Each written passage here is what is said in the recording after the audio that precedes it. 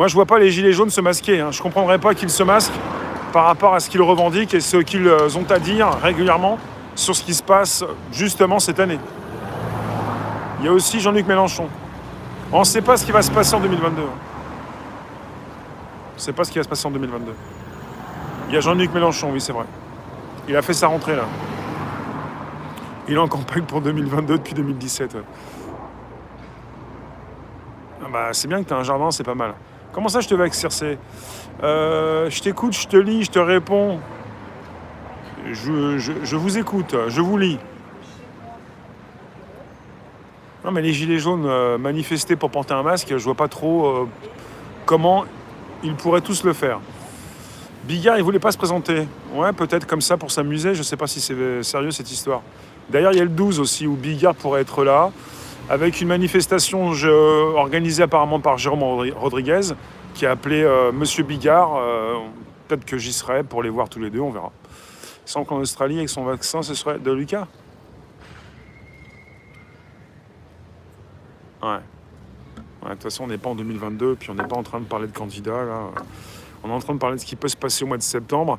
Ça chauffe dans les esprits. Et là, vous me dites qu'il faut attendre la déclaration de M. Castex demain. Castex. Il faut se masquer car il y a de la reconnaissance faciale. Est-ce que vous savez qu'en France, on teste la reconnaissance faciale pour des personnes qui portent le masque? Est-ce que vous savez qu'à Paris, dans le RER Châtelet-Léal, vous avez des caméras qui vont savoir si vous portez ou pas du tout le masque, si vous respectez également la distanciation.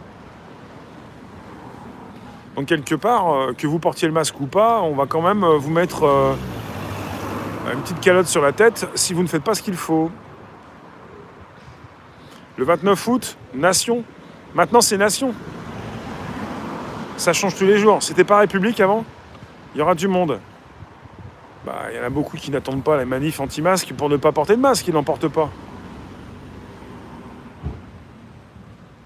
Le vote par correspondance. Si c'est avec la blockchain, mais bon, faut voir.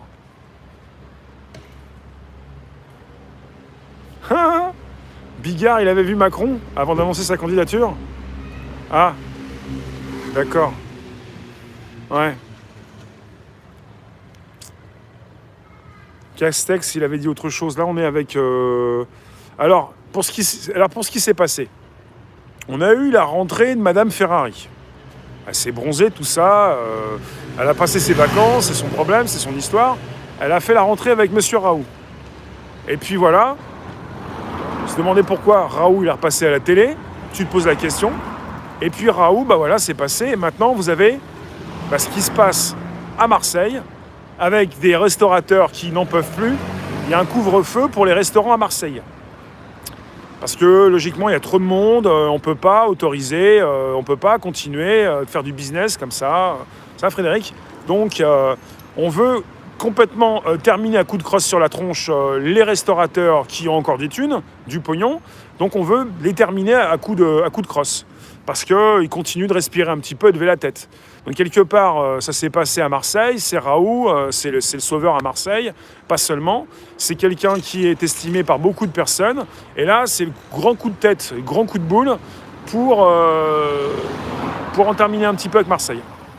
Ce qui est invariable, c'est le naturel, la bonne humeur de ceux qui ne se soumettent pas. Si ce n'est l'obligation d'être présent, quelle que soit la mode. Oui, Madame Laurence Ferrari, ouais, qui a fait sa rentrée avec Raoult. Et ensuite, Raoult, pourquoi il est arrivé comme ça, un petit peu comme dans un jeu où il y a une tête qui dépasse, et fou. Voilà, il n'y a plus de tête. C'est-à-dire que ça y est, t'as fait l'actu. On reconfine un petit peu. Apparemment, on pourrait mettre une limite de 23h même à Paris. Hein. Un couvre-feu aussi à Paris. Ça borne. Le 12 sera le traquenard.